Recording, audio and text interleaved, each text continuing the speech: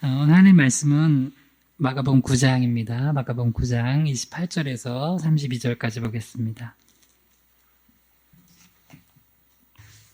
마가복음 9장 28절에서 32절입니다. 신약성경 마가복음 9장 28절에서 32절 말씀입니다.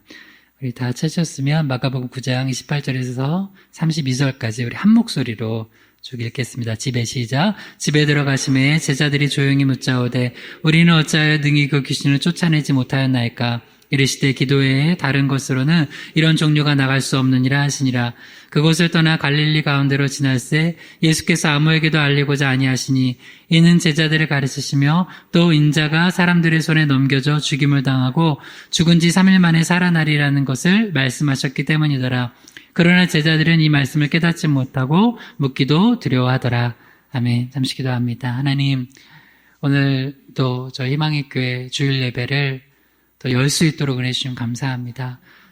매주 드려지는 당연한 예배인 줄 알았던 이 예배가 오늘 한국교회 처음으로 많은 교회들이 오늘 주일 예배를 멈추는 그런 안타까운 날로 기록이 된 줄 압니다. 이 3월 1일 매우 특별한 날인데 2020년 3월 1일 우리가 잊지 않게 하시고 이 날이 우리의 영적인 실패를 다시 돌아보고 하나님 앞에 회개하고 주님 앞에 바로 우리 모든 영적인 것들을 다시 세우는, 예배를 다시 세우는, 무너진 신앙을 다시 세우는 계기가 되는, 애통하고 통곡하는 상한 심령으로 드리는 예배 되게 하여 주시옵소서.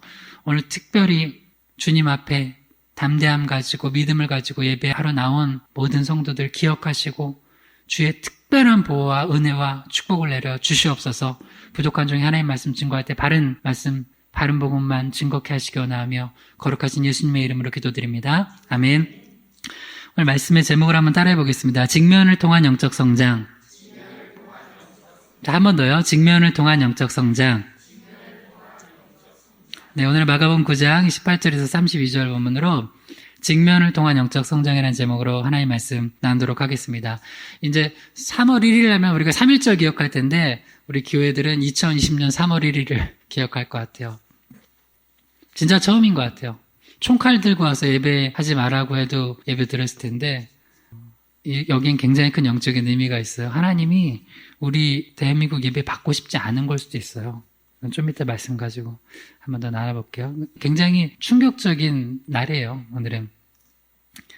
그러나 여러분, 모든 어려운 가운데 또 우리가 하나님 앞에 바로 나아가면 그것이 오히려 더 하나님께 더 바르게 우리 신앙을 세우고 주님께 더 영광 돌릴 수 있는 계기가 될 수 있습니다.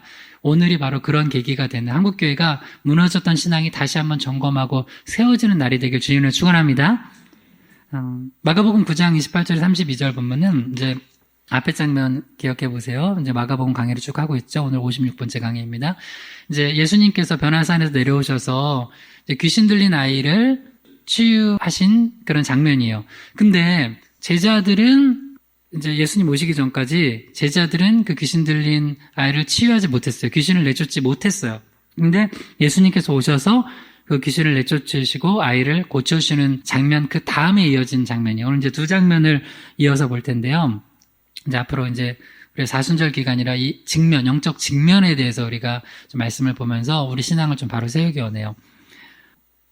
사역만 중요한 게 아니라 사역 이유가 되게 중요해요. 어떤 일들이 막 벌어진 다음에 우리가 조용히 하나님 앞에서 우리의 신앙을 바로 한번 점검하는 게 중요하거든요. 그래서 여기 집이라는 장소가 먼저 마가복음 9장 28절에서 29절까지 나오고요.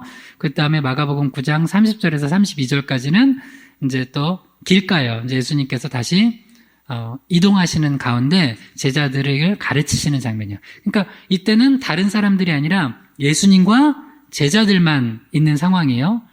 그때 예수님께 제자들이 물어봐요. 먼저 앞선 상황에서 왜 우리들은 실패했냐고, 왜 우리들은 귀신을 내쫓지 못했냐고 그걸 물어볼 때 예수님께서 대답해 주시는 장면이에요. 그래서 우리가 어떤 일에 실패했을 때 왜 그런지 그걸 제대로 봐야 돼. 그걸 직면한다고 그러잖아요.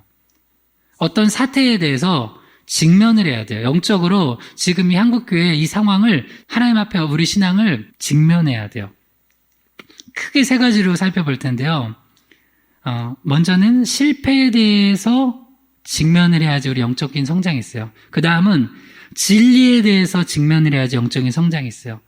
그리고 끝으로는 공포, 즉 두려움에 대해서 직면을 해야지 영적인 성장이 있다는 거예요. 오늘은 첫 번째로 실패에 대해서 우리가 직면을 하면서 영적인 성장을 이루는 계기가 되기를 원합니다. 세 가지를 살펴볼 텐데요. 실패한 사역에 대해서 직면을 할 거고요.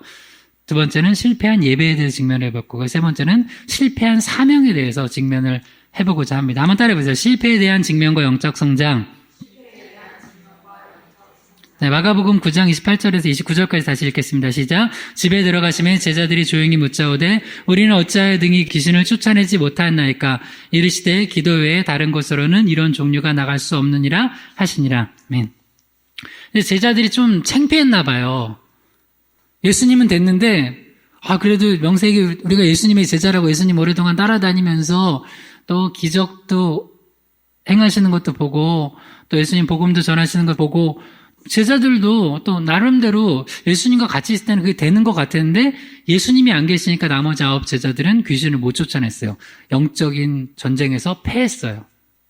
그래서 제자들이 조용히 물어봤어요. 창피한 거죠. 드러내놓고 물어보면 이거 왜 틀렸는지. 마치 그런 거죠. 되게 쉬운 문제인데 고등학생이 초등학생 푸는 수학 문제 틀렸어요. 그러면 드러내놓고 하기 그렇잖아요. 막 그런 거예요.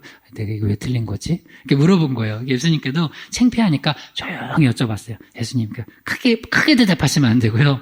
조용히 말씀해 주세요. 왜 우리는 실패했습니까? 그러니까 예수님께서 뭐라 그래요? 우리는 어찌하여 등이 그 귀신을 쫓아내지 못하였나이까? 이 질문을 하니까 마가복음 9장 29절 읽어봐요. 시작. 이르시되 기도 외에 다른 곳으로는 이런 종류가 나갈 수 없느니라 하시니라. 한번 따라해보세요. 영적인 것을 우습게 여기지 마라. 니네들이 귀신 내쫓는 거 영적인 일이다. 여러분 귀신 내쫓는 거 영적인 일이잖아요. 여러분 예배 드리는 거 영적인 거 육적인 거예요? 영적인 거예요. 예배 드리는 거 우습게 생각하지 마세요. 엄청 영적인 거예요. 예배 그냥 드리는 줄 알죠? 기도 그냥 하는 줄 알죠? 찬양 그냥 하는 줄 알죠? 전도 그냥 하는 줄 알죠? 선교 그냥 하는 줄 알죠? 엄청나게 영적인 거예요.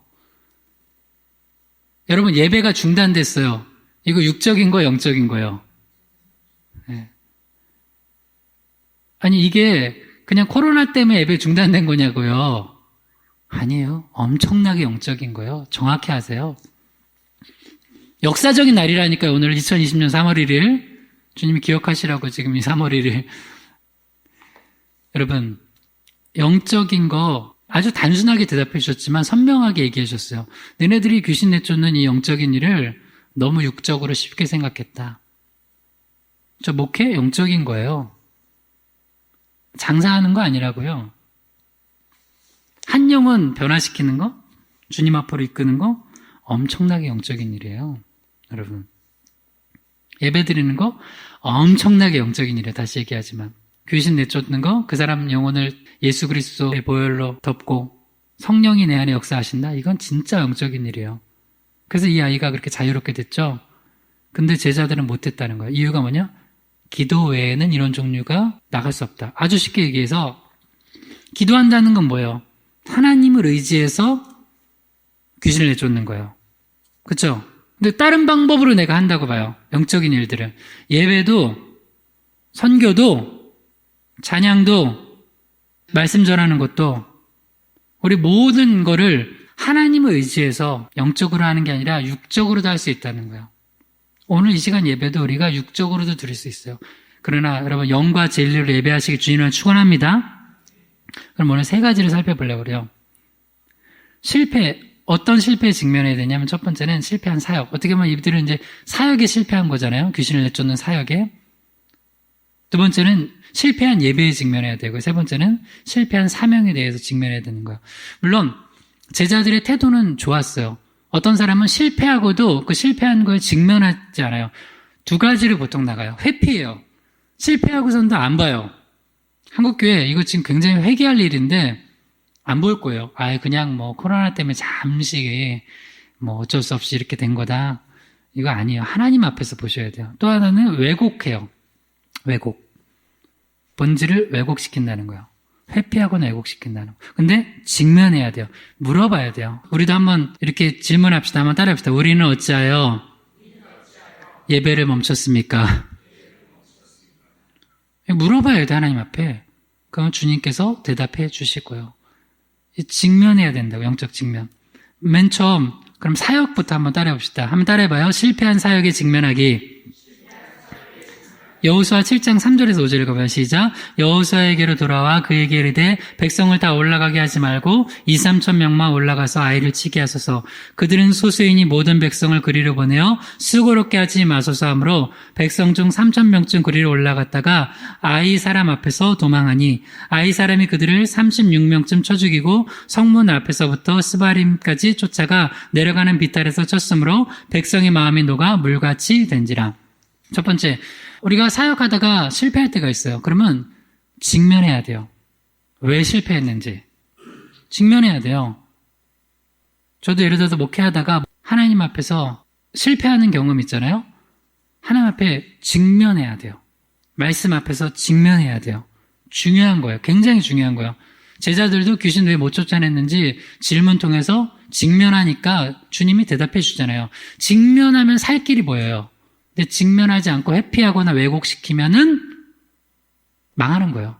이 내용이 뭐냐면 이스라엘 백성들이 출애굽하고 가나안 땅 들어가서 처음으로 정복한 성이 뭐예요? 여리고성이에요. 여리고성 굉장히 이상한 방법으로 정복했잖아요. 그 얘기는 뭐예요? 하나님의 은혜로 정복했다는 거예요. 그죠? 여리고성 그 견고한 성을 하나님의 은혜로 정복했어요. 근데 그 다음 정복할 성이 어디였냐면 아이성이에요. 아이성. 이름도 아이네. 그러니까 이건 제가 워드플레이 하는 거예요. 그 아이, 조그맣고 별거 아닌 것 같은 조그만 애 같죠? 근데 여기서 실패했어요. 근데 왜 실패했냐? 두 가지 이유가 있는데 여러분이 잘 모르는 이유가 하나가 나와요. 두 번째 이유는 우리가 잘 알듯이 아간이 앞에서 이제 물건 훔쳐다가 숨기고 그래가지고 이제 그런 거예요. 그건 두 번째 볼 거예요. 근데 첫 번째 왜 실패했냐면 교만해서 실패했어요. 이제 여호수아가 아이성 정탐하게 했어요. 근데 정탐꾼들이 돌아와서 뭐라고 얘기하냐면, 여호수아 장군님, 아이성은요, 진짜 애예요, 애, 아이예요, 아이. 아무것도 필요 없어요. 많은 병력 투입할 필요도 없고요. 백성들 다 올라갈 필요도 없고, 2-3천 명만 올라가서 아이를 치면, 그냥, 바로 그냥. 그들은 소수입니다. 그러니까 이렇게 수고할 필요 없어요. 그러니까, 여호수아가 이 말을 듣고 기도했어야 되는데 마음을 놨어요. 한번 따라해봅시다. 마음을 놓지 말고 기도하자. 우리가 너무 쉽게 마음을 놔요. 육적인 거 딱 보고 상황 보고 이거 별거 아니구나. 별거 아니긴 엄청난 영적 전쟁인데 우리 눈에 보이는 거 보고 자꾸 우리가 판단해. 우리가 조금 큰 거 보고서는 예배도 중단하고 이게 뭐가 커요 어떻게 보면. 여러분 그러면 진짜 나중에 총칼 들고 오면은 하나도 예배 안 드리겠네요? 물론 나는 우리 교회랑 다른 교회 나누는 문제 아니에요. 우리 희망의 교회 문제예요. 희망의 교회도 한국 교회이기 때문에 제 한국 교회가 너무 눈에 보이는 걸 봐요. 큰 걸 봤어. 크다고 보이는 거야. 크게. 큰일 났다. 그럼 작은 거 오면은 또 교만해가지고 이거 이딴 건 아무것도 아니야 그럴 거예요? 그러니까 우리가 늘 그런 식으로 신앙생활을 한다고요. 근데 이거를 주님께서 보여주시는 거예요. 말씀을 통해서 너 왜 이렇게 교만하냐? 그럼 여리고성은 니네가 힘이 있어서 정복한 거냐? 여러분께 질문을 볼게요. 이스라엘 백성들이 여리고성은 힘이 있어서 무찌른 거예요? 아니죠. 여러분 삶 지금까지 잘 된 것들 여러분이 잘나가지고 그렇게 된 거냐고요. 아니에요. 근데 우리는 조금만 이렇게 좀 쉬운 거 보면은 이거는 내가 그냥도 할 수 있다고.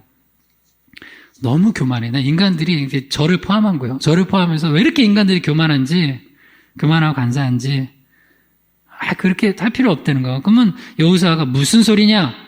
아무리 작은 성이라도 우리가 기도해야지 하나님 은혜로 하는 건데 그렇지 않고 그 얘기를 또 듣고 그래 정탐 잘했군.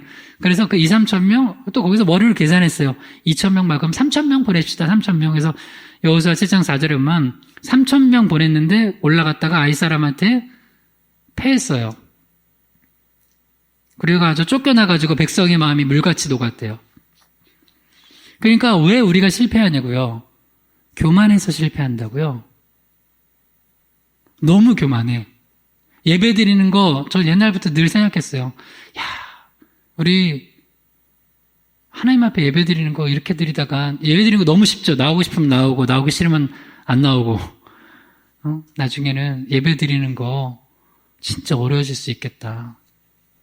진짜 그렇게 될 수도 있겠다. 북한같이 될 수도 있겠다. 중국같이 될 수도 있겠다. 진짜 선교지같이 될 수도 있겠다. 그러니까 우리 하나님 앞에 우리가 교만했던 건 뭔지 직면해야 돼요.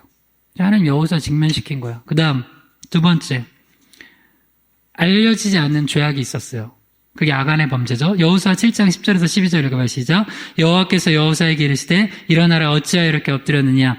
이스라엘이 범죄하여 내가 그들에게 명령한 나의 언약을 어겼으며 또한 그들이 온전히 바친 물건을 가져가고 도둑질하며 속이고 그것을 그들의 물건들 가운데 두었느니라. 그러므로 이스라엘 자손들이 그들의 원수 앞에 능히 맞서지 못하고 그 앞에서 돌아섰나니 이는 그들도 온전히 바친 것이 됨이라.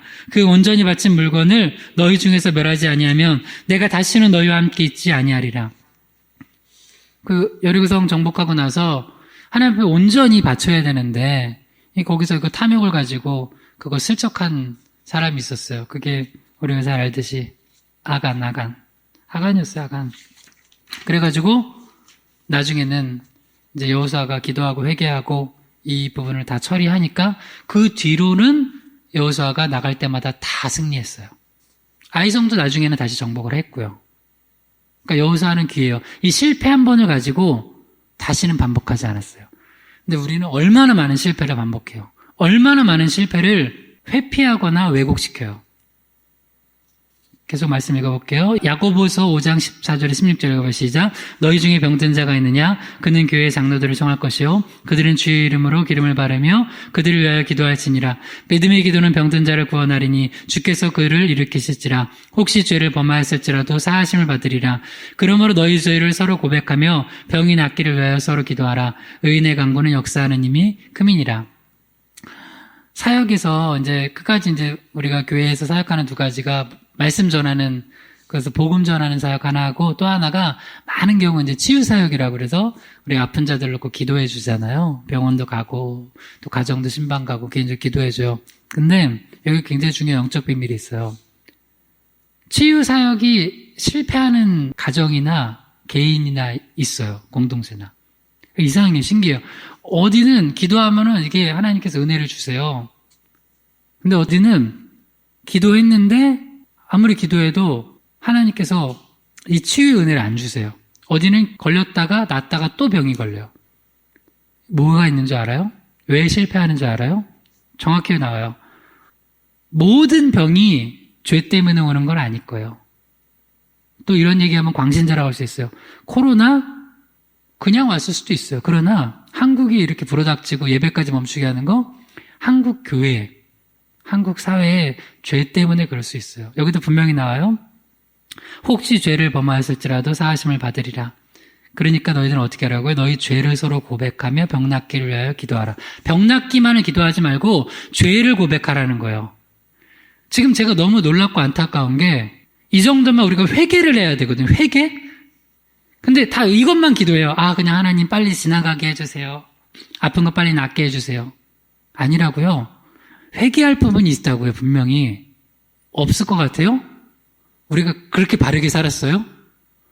여러분 가정이나 개인이나 교회에 회개할 게 많다고요. 근데 회개할 거는 쏙 빼놓고 그냥 병만 낫게 기도해달래. 여러분 영적인 거 눈을 떠서 정확히 보세요. 정확히 보세요. 예를 들어서 여러분 주변에 어떤 사람이 병이 잘 안 나. 병이 또 걸렸어. 만약에 제가 가가지고 목회자인데 목사님 기도해 주러 왔다고 했어요. 나 아무래도 이상해. 집사님, 권사님, 하나님 앞에 회개할 거 있죠? 그거 해결하시라고. 그러면은 목사님 방문해서 기분이 좋을까요? 기분이 썩 좋지 않고 되게 나쁘고 목사님 왜 모셨나 할까요? 후자겠죠? 목사님 그냥 기도나 해주고 가시지. 왜 이상한 소리 하고 가시나? 이상한 소리가 아니에요.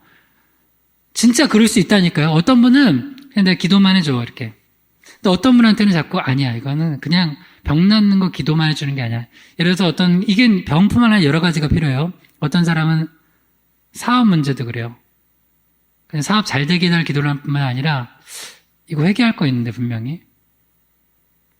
그럼 나는 목회자로서 그거를 직면시켜야 돼요? 넘어가야 돼요?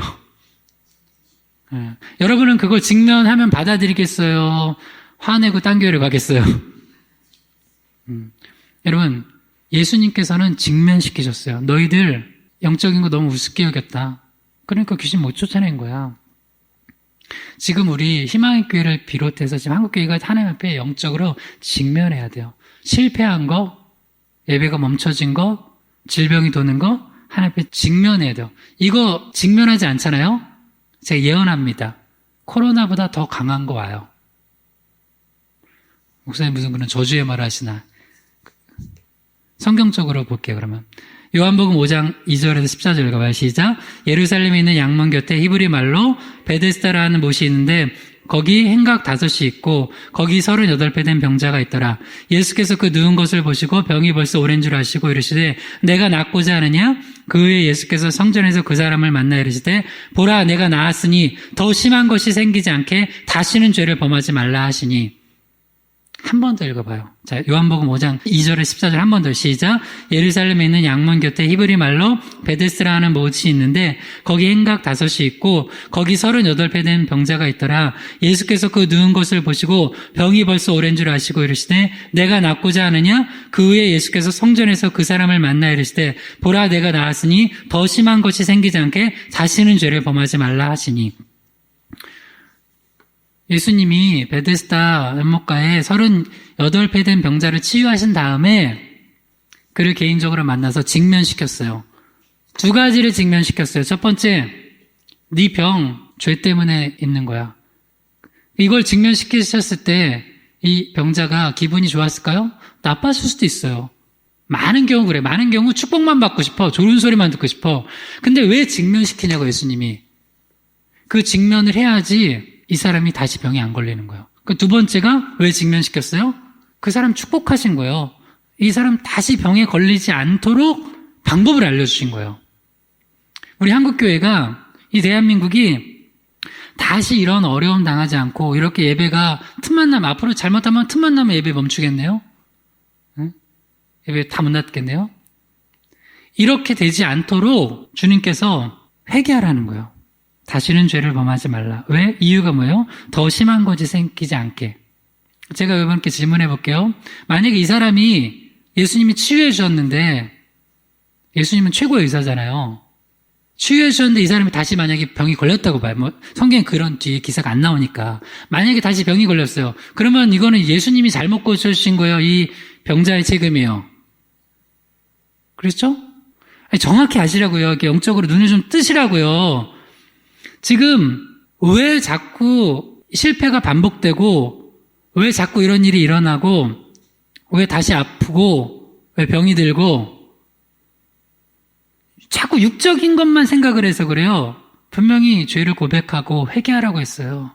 여기도 주님이 내가 널 치료해줬다. 너 은혜 받았다. 그런데 이야기를 뒤집어 보면 뭐냐면 넌 만약에 여기서 이 큰 은혜 받고선 하나님 앞에 바로 서고 너가 제대로 살지 않고 또 죄를 지면 너는 38년 병 걸린 거? 더 심한 병 걸린다는 거예요. 마치 이거랑 같아요. 영적인 원리인데 어떤 사람 귀신 떠나가다가 성령으로 말씀으로 복음으로 채우지 않으니까 나중에는 귀신이 더 악하고 강한 귀신 7을 데리고 앉아 눌러앉는 거예요. 여러분 예배당이 지금 주일날 예배당이 볕다는 이거 굉장히 진풍경일 거예요. 거기에는 지금 세계에서 제일 큰 교회도 포함돼요. 네, 이름은 일일이 안 얘기하겠어요. 근데 내가 다시 얘기해요. 혹시나 어디를 비난하고 정죄하는 거를 생각하지 마세요. 우리 희망교회를 포함해서 지금 한국교회 모두가 지금 정신을 차려야 돼요. 그러니까 왜 실패했는지 직면하시라고요. 사도 바울은 자기가 복음전도 사역하는데 실패한 거를 직면했어요. 자, 고린도전서 2장 1절에서 2절 읽어봐요. 시작. 형제들아, 내가 너희에게 나아가 하나님의 증거를 전할 때에 말과 지혜의 아름다운 것으로 아니하였나니 내가 너희 중에서 예수 그리스도와 그가 십자가에 못 박히신 것 외에는 아무것도 알지 아니하기로 작정하였습니다. 사도 바울이 이제 사도행전 17장에 보면 아덴이라는 곳에서 전도를 하는데, 아테네 전도를 하는데 거기 철학자들이 많았어요. 그래서 사도 바울도 한 철학하잖아요. 똑똑한 사람이에요. 그러니까 거기서 복음을 전할 때 사역을 어떻게 했냐면 철학적 논리를 가지고 그 사람들하고 막 설득시키고 막 논쟁하고 이렇게 했어요. 그래서 성경에 보면 바울이 가는 곳곳마다 교회가 세워졌거든요. 아덴 교회가 있어요, 없어요? 없어요. 아덴은 소수만 믿었어요. 아덴은 교회가 안 세워졌어요. 실패했어요.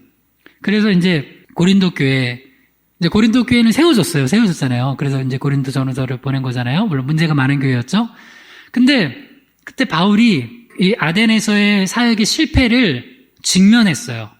왜 실패했나? 보니까 말과 지혜의 아름다운 것으로 복음을 전했어요. 그러니까 망한 거예요. 진 거예요. 그러니까 제가 예를 들어 목회를 하는데, 하나님 앞에서 목회를 할 때 저는 안 되더라도 망하더라도 말씀과 기도를 해야 돼요. 할렐루야. 아니, 나 목회자인 나는 망하더라도 그 방법을 하다가 망해야 된다고요. 근데 자꾸 다른 거, 말과 지혜의 아름다운 것, 이건 여러 가지가 될 수 있겠죠. 뭐 내가 다른 방법, 그러니까 하여튼 건물로 한번 승부 보리라. 혹은 내가 그러면 내 연예인 초청, 누구 연예인 아는 사람 있으면 좀 할까요? 연예인 초청 누구? 아니면 전도 많이 하면 냉장고 주기 할까? 하여튼 다른 방법을 써가지고 했는데 망했다는 거예요. 안 됐다는, 실패했다는 거예요. 바울이 철저히 그걸 직면하고 고린도 교회는 그렇게 안 하기로, 오직 예수 그리스도와 그가 십자가에 못 박히신 것 외에는 아무것도 알지 아니하기로 작정했대요. 십자가 복음만 전하기로. 그래서 망하면 망하는 거고 살면 사는 거예요. 아니, 맨날 성경 보면서 에스더는 믿음이 좋다. 우리 지금 수요일에 에스더 강의하잖아요. 죽으면 죽으리다 하는데 뭘 죽으면 죽으리다야. 성경 읽지 마세요, 그거. 고백하지 마. 다 뻥이잖아. 그런데요. 예전에 어떤 전도사님이 설교하다 그런 얘기를 하시더라고요. 자기가 감히 부르면서 창피한 찬양 몇 곡이 있대요. 주 예수보다 더 귀한 것은 없네. 이 찬양을 부를 때 전도사님이 항상 이렇게 인도를 부르면 귀 속에 들린대요.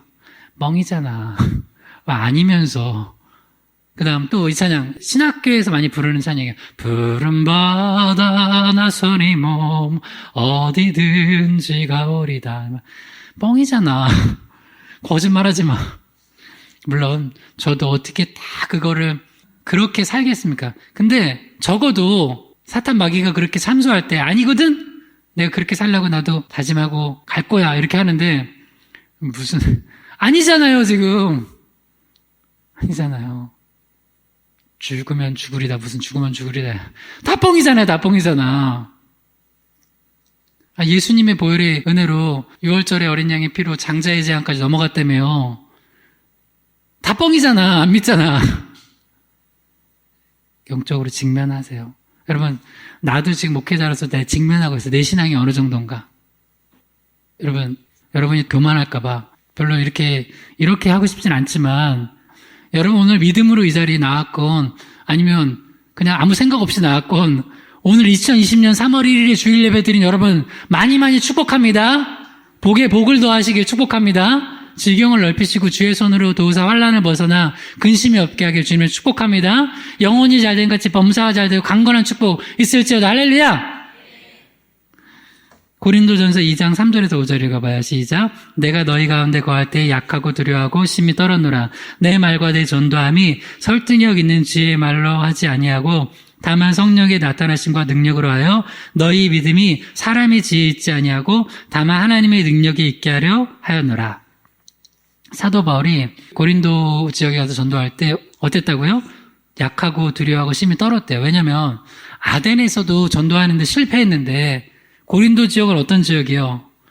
엄청나게 사람들 강팍까지. 여러분 고린도 교회 성도들이 얼마나 강팍해요. 막 사도 바울 향해서도 막 되게 강팍했잖아요. 강팍했지, 교만했지, 음란했지, 그리고 또 하여튼 그 우상숭배 많았지. 그런 곳이니까 바울이 고린도 지역 가서 전도하려고 그러니까 두려워 떨었대요. 그러면서 결정한 게 뭐예요? 두려워 떨면 사람들이 여러분 두려워 떨잖아요. 그러면 둘 중에 하나로 가요. 진짜로 주님 의지하던가 딱 육적인 것만 봐요. 세상 의지하던가. 지금 코로나 때문에 두려움이 딱 교회에 임하니까 이때 둘 중에 하나로 간다니까. 더 주님 붙들 사람, 더 기도할 사람. 아니 이걸 영적인 거라고 생각하면 더 기도할 수밖에 없어요. 이걸 근데 딱 두려움에 사로잡혀서 육적으로만 보면은 바울이 어떻게 했겠어요? 내가 더 철학적으로 무장해서 가야지. 근데 바울은 그 방법을 안 택하고 뭐라고요? 계속 얘기해요. 설득력 있는 지혜의 말로 전도 안 하겠다. 성령의 나타남과 능력으로 하겠다. 사람의 지혜로 아니하고 하나님의 능력, 이걸 나타내겠다. 그렇게 하는 거예요. 여러분, 우리 이렇게 되길 주님을 축원합니다. 이럴 때일수록 이제 교회가 두 종류로 이제 나눠질 거예요. 앞으로. 이럴 때일수록 이제 육적 결정 내리는데. 왜냐면 여러분 제가 지금 이렇게 하면 약간 이게 난 그런 분도 있다고 봐요. 왜냐면 여러분 믿음의 수준이 다 똑같지 않으니까. 약간 광신자 같고 앞으로 희망교회 나오면 안 되겠다. 여기는 앞으로도 코로나보다 더 센 거, 코로나19, 코로나 20, 21 나와도 안 쉬겠구나. 하고 딴 데로 빨리 도망가야지 할 분들이 있을 거예요. 왜냐면 그게 어리석게 보이거든요. 그러니까 영적인 걸 빼고 육적인 것만 보면 어리석게 보이거든요. 고린도전서 2장 13절에서 14절 가봐 시작. 우리가 이것을 말하거니와 사람의 지혜가 가르친 말로 아니하고 오직 성령께서 가르치신 것으로 하니 영적인 일은 영적인 것으로 분별하느니라. 육에 속한 사람은 하나님의 성령의 일들을 받지 아니하나니 이는 그것들이 그에게는 어리석게 보이며 또 그는 그것들을 알 수도 없나니 그러한 이는 영적으로 분별되기 때문이라.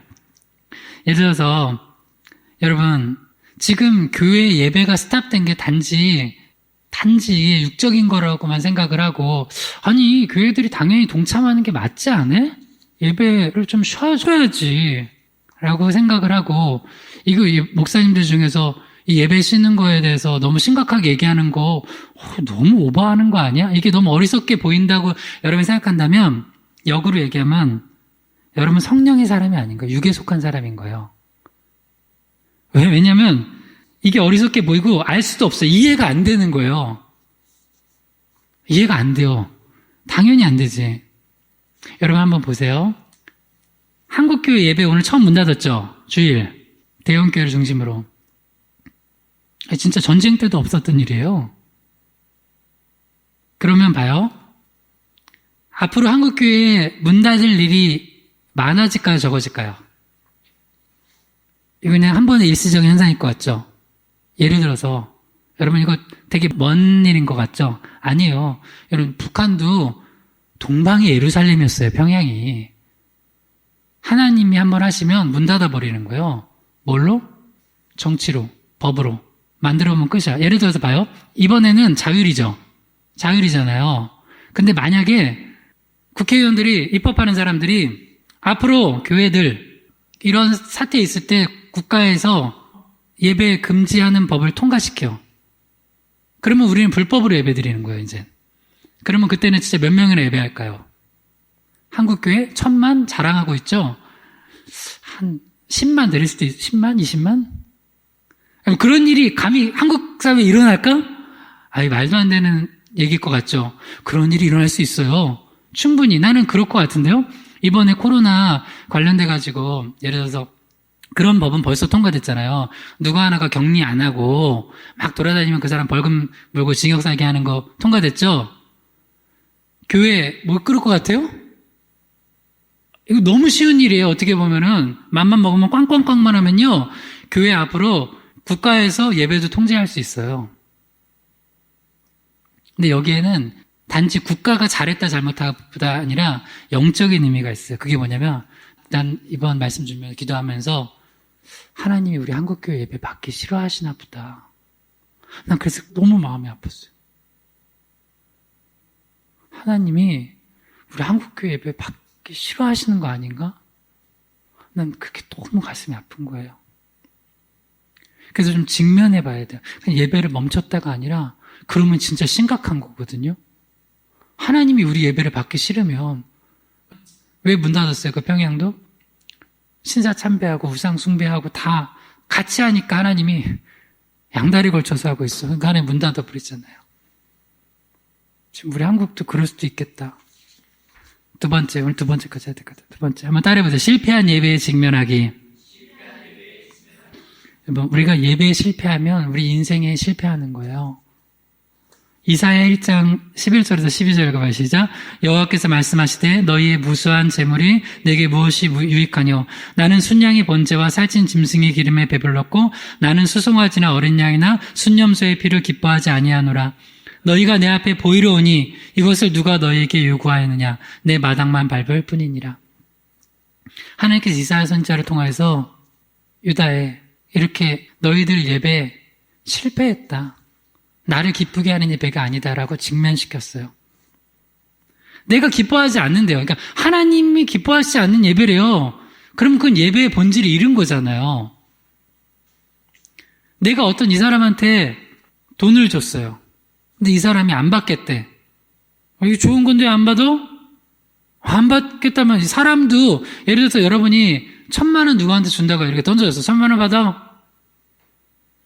싫은데? 억지로 받게 할 수 있어요? 억지로 어떻게 받게 해요?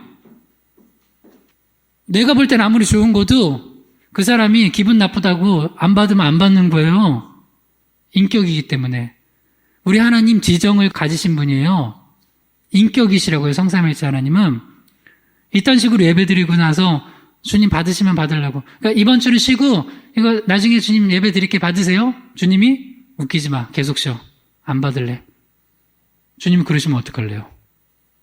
니네가 주고 싶을 때 주고 싫으면 말고 내가 무슨 개냐? 그래서 그런 용어가 있더라고요. 펫갓이래. 펫갓. 하나님을 애완용 하나님으로 만들었대요. 니네들이 하고 싶은데 예배는 날 위해서 드리는 거예요? 주님을 위해서 드리는 거예요? 예배는 기본적으로 주님을 위해 드리는 거예요. 근데 많이 착각하고 있어요. 내가 유익이 되면 드리고 아니면 예배는 주님을 위해서 드리는 거예요. 주님께 영광. 구원받은 자들이 그 은혜에 감격하고 하나님의 살아계심과 전능하심과 위대하심과 구원하심을 찬양하고 높여드리는 거예요. 그 다음에 하나님의 뜻을 받고 살아내는 거예요. 그러니까 예배의 본질이 거꾸로 되니까 나한테 유익이 되면 하고 아니면 안 하고. 주님이 안 기뻐하신대요. 내 앞에 보이러 온, 그러니까 이거예요. 내 앞에 보이러 왔던 사람들 있죠. 그냥 예배를, 그냥 종교 행사처럼 보이러 왔던 사람들은 굳이 이런 사양의 예배 드릴 이유가 없는 거예요. 그렇지. 잘못하다간 가서 코로나 걸릴 수 있는데. 근데 기도하기를, 혹시 제가 걸릴 수도 있잖아요. 그죠? 뭐 걸릴 수도 있잖아요. 그 교회 와서 걸릴 수도 있고, 여러분, 한 달 동안 계속 안 나올 수는 없잖아요. 밖에 잠깐 나가야 되잖아요. 마트에서 라면이라도 사서 애들 먹여야 될 거 아니에요. 거기서 걸릴 수도 있어. 어디서 걸릴지 몰라요. 그러면 한 기도해서 안 걸려서 나는 목회자 혼자 저밖에 없으니까 제가 설교해야 되는데 그래도 예배 계속 드려요. 다른 목사님 모셔다가 안 걸린 사람 모셔다가 일단 드릴 테니까 여러분 혹시 저 안 걸리기 또 기도 지키시길 기도합니다. 그러나 그럼에도 불구하고 그것 때문에 우리 예배가 정말 하나님 앞에서 예배가 정말 너무 막 흐트러지지 않기를 바랍니다. 이사야 1장 13절에서 14절을 시작. 헛된 재물을 다시 가져오지 말라. 분향은 내가 가증히 여기는 바요. 월삭과 안식일과 대회로 모이는 것도 그러하니 성에 아울러 악을 행하는 것을 내가 견디지 못하겠노라. 내 마음이 너희 월삭과 정한 절기를 싫어하나니 그것이 내게 무거운 짐이라. 내가 지기에 곤비하였느니라. 많은 거를 하더라도 주님이 싫어하신대요. 그러니까 예배에 실패한 거예요. 기도, 찬양, 헌금, 금식 다 실패했어요. 근데 여러분 예배에 실패하는 게 왜 문제가 되는 줄 알아요? 크게 두 가지인데요. 예배에 실패하면 하나님과 사이가 좋지 않잖아요. 단절이 되기 때문에 기도가 막혀요. 기도 응답이 안 돼요. 또 하나는 예배를 드리는데 실패한 예배를 계속 드리잖아요. 사람의 인격이 망가져요. 이사야 1장 15절 읽어봐요. 시작. 너희가 손을 펼 때에 내가 내 눈을 너희에게서 가리고 너희가 많이 기도할지라도 내가 듣지 아니하리니 이는 너희의 손에 피가 가득함이라. 많이 기도해도 안 듣는데요. 그러니까 많이 기도하고 많이 찬양하는 게 중요한 게 아니라 하나님 기뻐하시는 예배, 기도, 찬양을 해야 돼요. 헌금도 마찬가지고 우리 봉사, 사역도 마찬가지고. 그러니까 우리 지금 그거를 점검할 시기라는 거예요. 그 다음 예배를 잘못 드리고 실패하는 예배를 직면하지 않고 계속 이 상태로 그대로 드리잖아요. 나는 지금 이번 주와 다음 주 예배가 달라져야 돼요. 한 건 점검을 하고 예배를 드리지 않으면 우리 실패한 예배자가 되어가지고 이거 직면하지 않잖아요. 그러면 우리 인격이 더 망가져요. 예배만 그냥 왔다 갔다 하면 예배 드리는 게 다가 아니라는 거예요. 창세기 4장 3절에서 6절 읽어봐. 시작. 세월이 지난 후에 가인은 땅의 소산으로 제물을 삼아 여호와께 드렸고 아벨은 자기도 양의 첫 새끼와 그 기름으로 드렸더니 여호와께서 아벨과 그의 제물은 받으셨으나 가인과 그의 제물은 받지 아니하시니라. 가인이 몹시 분하여 안색이 변하니 여호와께서 가인에게 이르시되 내가 분하여함은 어찌 됨이며 안색이 변함은 어찌 됨이냐. 분명한 거예요. 하나님이 예배를 받으시는 예배가 있고 받지 않으시는 예배가 있어요. 그럼 받으면 좋고 안 받으면 뭐 그냥 그만, 그게 아니라 받으시면 너무 좋은 거예요. 그럼 큰 축복이 있어요. 근데 만약에 안 받으시는 예배를 계속 드리잖아요. 이게 중요한 거예요. 한 개인이건 공동체고 하나님이 거절하시는 예배를 계속 드리면 그 사람 인격이 망가져요. 가인이 어떻게 되냐? 하나님이 거절하시는 예배를 계속 드리니까 어떻게 되냐면 안색이 변하고 분하여지고, 그래서 하나님께서 가인에게 직면시킨 거예요. 네 예배가 실패하고 있어. 네 예배 점검해. 그딴 식으로 계속 예배 드리면 네가 망가져. 그러면 만약에 가인이 자기 자신을 봤다면, 직면했다면 어떻게 하면 내가 바른 예배를 드릴 수 있을 것인지 하나님 앞에 회개하고 변화됐을 거예요. 근데 다 많은 사람이 직면을 안 해요. 직면을 안 하고 계속 그렇게 예배를 드려요. 그러면 나중에는 어떻게 되냐면 그 인격이 망가져서 뭐가 돼요? 살인자가 됐어요. 자, 창세기 4장 7절에서 8절을 시작. 내가 선을 행하면 어찌 낯을 들지 못하겠느냐. 선을 행하지 아니하면 죄가 번에 엎드려져 있느니라. 죄가 너를 원하나 너는 죄를 다스릴지니라. 가인이 그의 아우 아벨에게 말하고 그들이 들에 있을 때에 가인이 그의 아우 아벨을 쳐 죽이니라. 그러니까 예배를 잘못 드리니까, 예배에 실패하니까 어떻게 돼요? 그 사람 인격이 망가지고 오히려 아우 아벨을 쳐 죽이는 거예요. 그러니까 직면하는 게 너무 중요해요. 내가 뭔가를 실패했을 때 그걸 바로 직면하고 하나님 앞에서 바로 세우면 되는데 우리는 많은 경우 직면을 안 해요.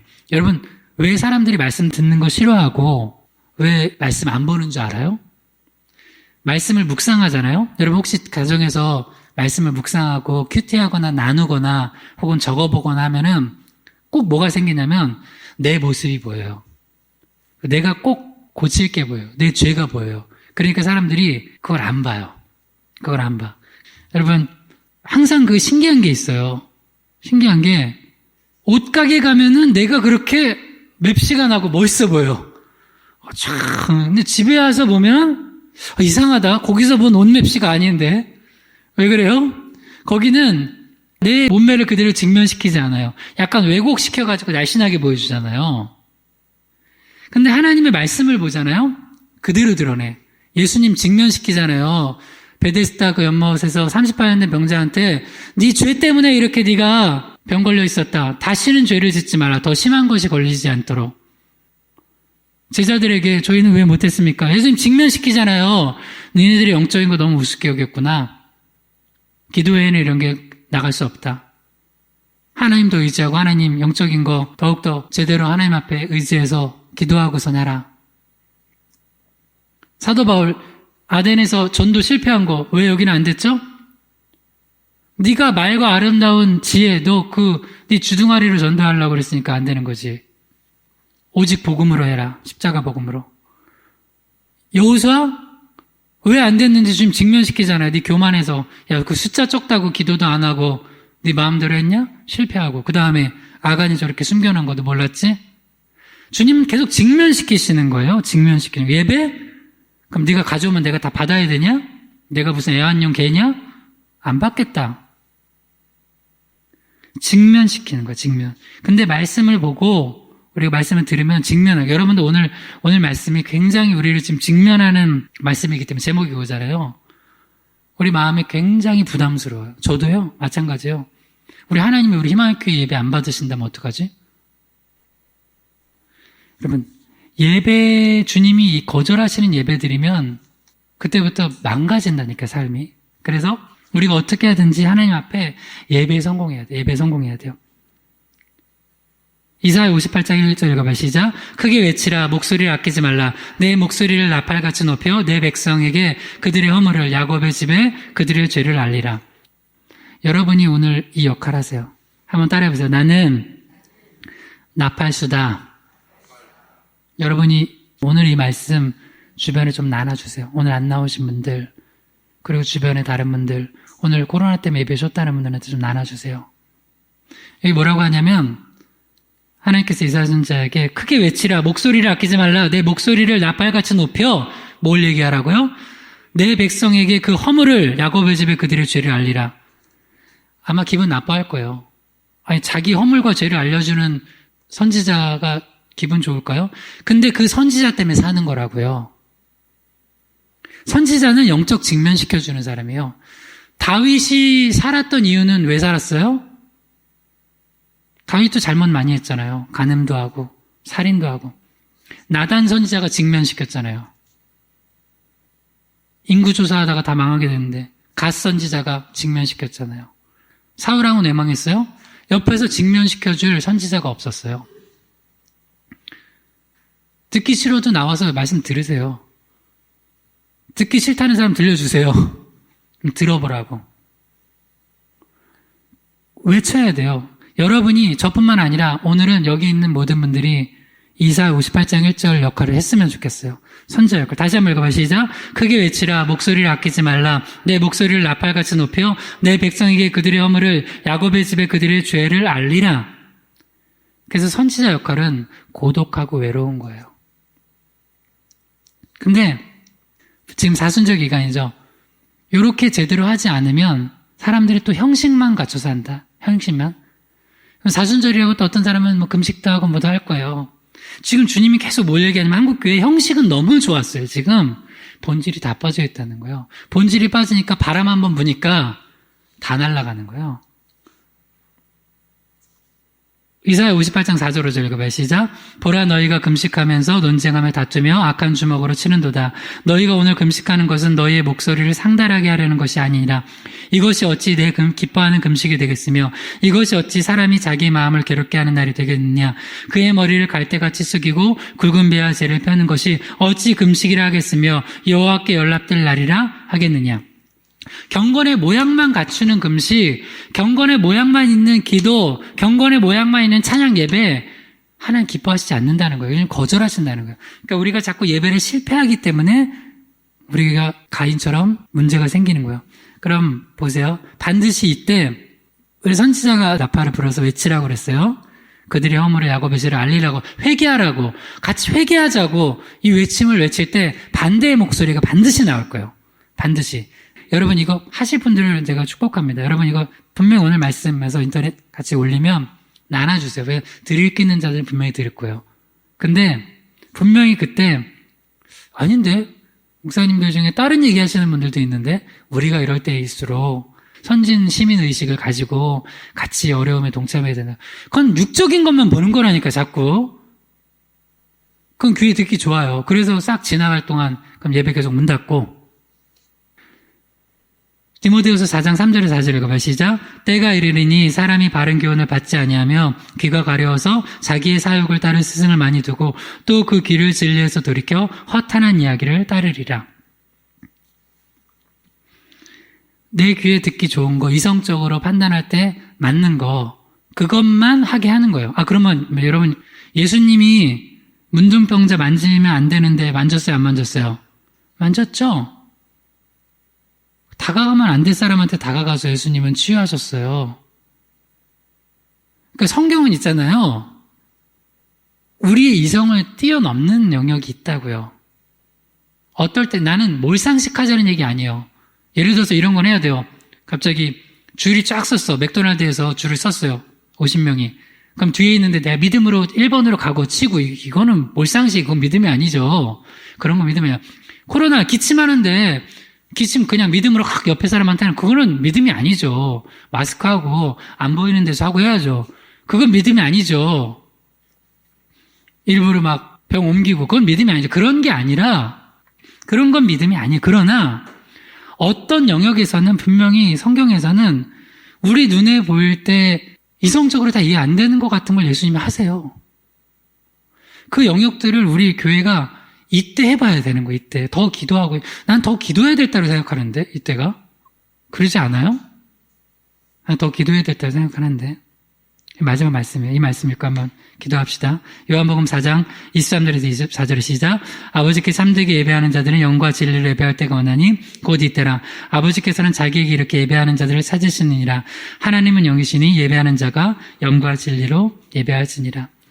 여러분 우리 한번 같이 기도합시다. 기도할 때 두 가지 얘기했어요. 사역에 실패하거나 예배에 실패할 때 우리가 직면해야 된다고 그랬어요. 직면.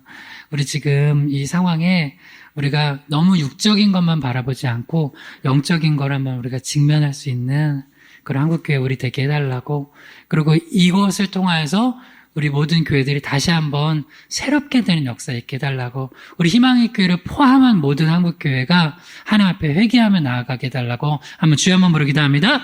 주여 하나님 아버지, 하나님 불쌍히 여겨주시옵소서. 하나님 주님 너무나 편하게 예배드렸던 것, 하나님 앞에 신앙생활 너무나 쉽게 했던 것 회개합니다. 용서해 주시옵소서. 우리가 오늘 특별히 한국교회가 이 코로나 바이러스로 인하여서 많은 교회들이 예배를 멈췄습니다. 물론 가정에서 각자 예배를 할 터이지만 하나님 이 사건을 그저 육적으로 질병을 잠시 피하려고 했던 수단이라고만 우리가 넘어가지 않게 하시고 영적으로 하나님께서 한국교회를 바라보시는 모습은 어떤 것인지를 알게 해 주시옵소서. 그래서 우리가 사역에 실패하고 예배에 실패한 모습은 없는지, 무엇 때문에 그런 것인지를 바로 직면하여서 다시 하나님 앞에 우리 신앙을 바로 세우는 한국교회 되게 하여 주시옵소서. 예수님의 이름으로 기도드립니다. 아멘.